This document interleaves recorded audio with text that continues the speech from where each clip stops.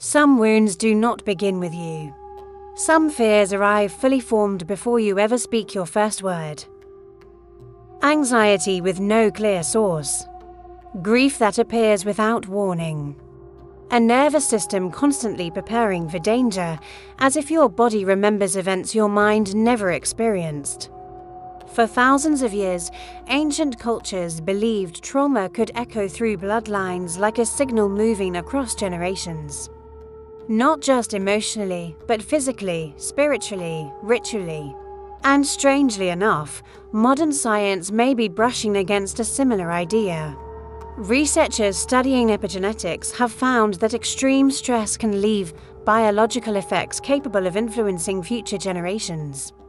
Descendants of famine survivors, war survivors, and traumatized populations sometimes display altered stress responses, despite never experiencing the original catastrophe themselves.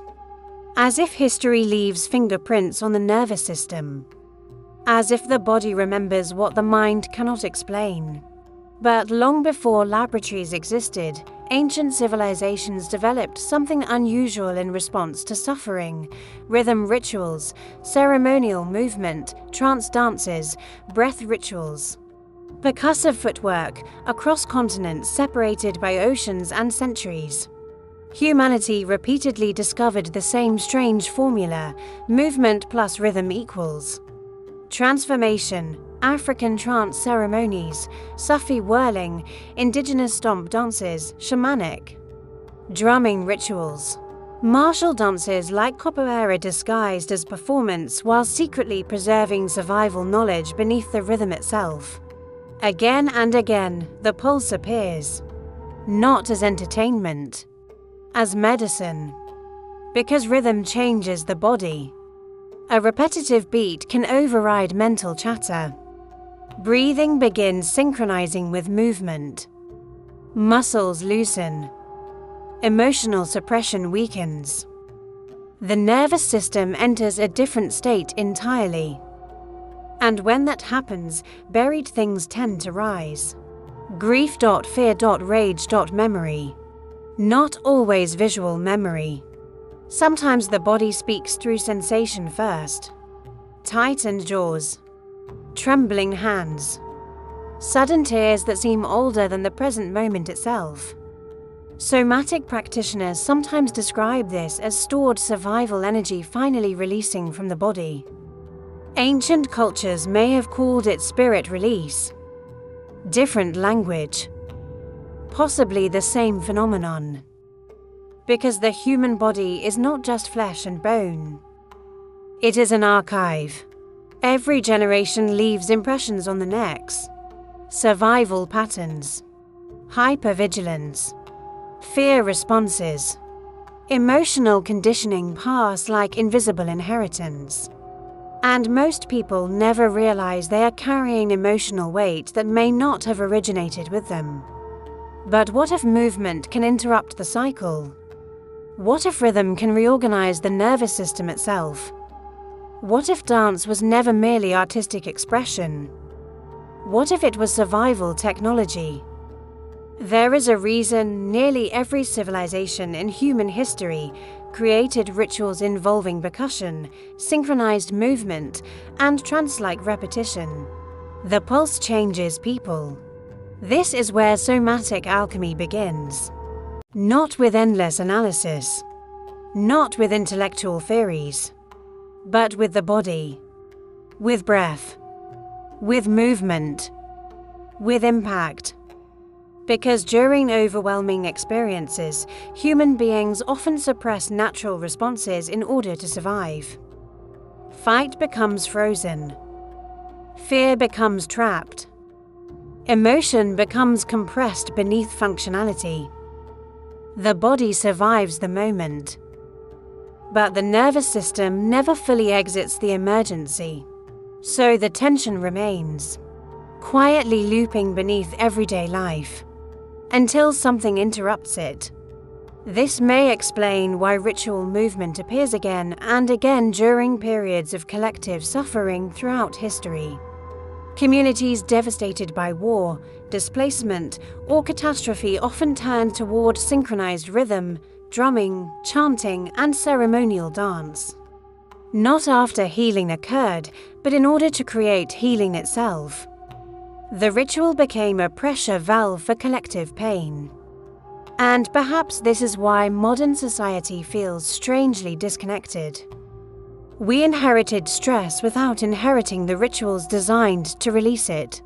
We learned suppression instead of discharge, stillness instead of movement, observation instead of participation. But beneath the noise of modern life, the ancient pulse still exists inside the human body, waiting to be activated. Heartbeat.breath.step.impact.rhythm. The oldest language humanity ever spoke was not verbal. It was percussion. Imagine standing inside a ceremonial chamber thousands of years ago. No phones. No artificial lights. Only firelight reflecting against stone walls while dozens of people move together around a drumbeat that slowly becomes impossible to ignore. At first, the rhythm feels external. Then something changes. Your breathing adapts to the cadence. Your heartbeat synchronizes with the pulse. Thoughts become less rigid. The barrier between emotion and movement begins dissolving. Hours pass differently inside rhythm. Identity softens. Suppressed emotion rises. And somewhere inside the ceremony, grief finally finds motion. Modern neuroscience may partially explain why. Rhythmic repetition can influence emotional regulation and nervous system activity. Breath patterns affect stress responses. Coordinated movement impacts emotional state. Certain trauma therapies even use rhythmic bilateral stimulation to help process overwhelming experiences. The body and mind are not separate systems. They are one continuous conversation. And trauma often speaks through the body long before the conscious mind understands what is happening.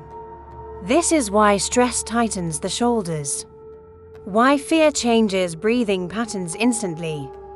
Why unresolved emotional pain often appears physically, before it becomes conscious language.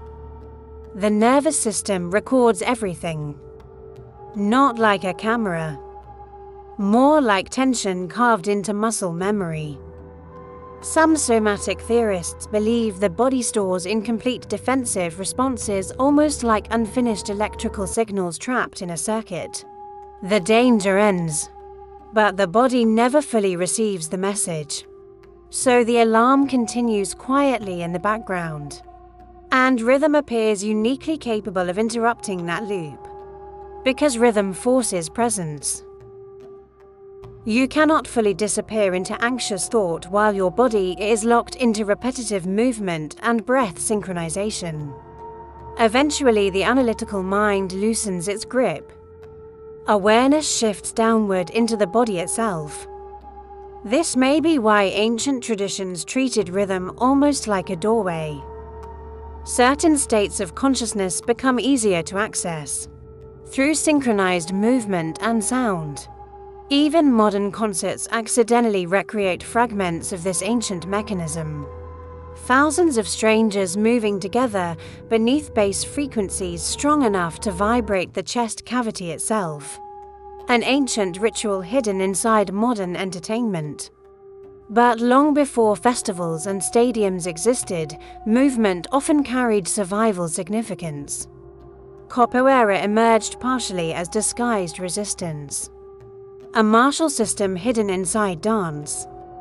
Rhythm masking combat training beneath fluid motion. Movement preserving freedom. The body becoming archive once again. And once you begin noticing this pattern, it appears everywhere. Cultures under oppression create rhythmic ceremonies. Communities surviving catastrophe develop collective movement rituals. People facing grief instinctively gather around percussion. Again and again, humanity returns to pulse. as if rhythm stabilizes something ancient inside us. But modern life rarely allows emotional release. People are expected to continue functioning regardless of internal state. Trauma becomes privatized. Grief becomes compressed. Anger becomes hidden beneath productivity and routine. So the nervous system adapts by storing tension instead of expressing it. And eventually the body begins carrying emotional weight like invisible armor. Heavy, rigid, exhausting. Many people no longer know the difference between their true personality and their survival response. Hyper-independence becomes identity. Emotional numbness becomes maturity. Anxiety becomes normal. But survival mode is not the same thing as peace. This is one reason practices involving breathwork, rhythmic movement, cold exposure, nervous system regulation, and somatic awareness have gained so much attention. They all revolve around one central idea. The body must participate in healing. Because intellectual understanding alone is sometimes insufficient. You can logically understand your fear while your nervous system still reacts as though danger remains present. You can consciously forgive while your body still braces for betrayal. The body believes experience more than language. And rhythm communicates directly through experience.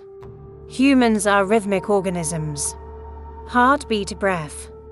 Walking cadence. Sleep cycles. Brainwave oscillations. Life itself functions through pulse and repetition. So perhaps ancient ritual practitioners were not escaping reality through trance. Perhaps they were accessing parts of human regulation modern society forgot how to reach. And maybe the strangest possibility of all is this. What ancient cultures called spirit release? What modern science calls nervous system regulation? What trauma specialists call somatic release? May all be humanity describing the same doorway from different centuries, a doorway entered through rhythm, through breath, through movement.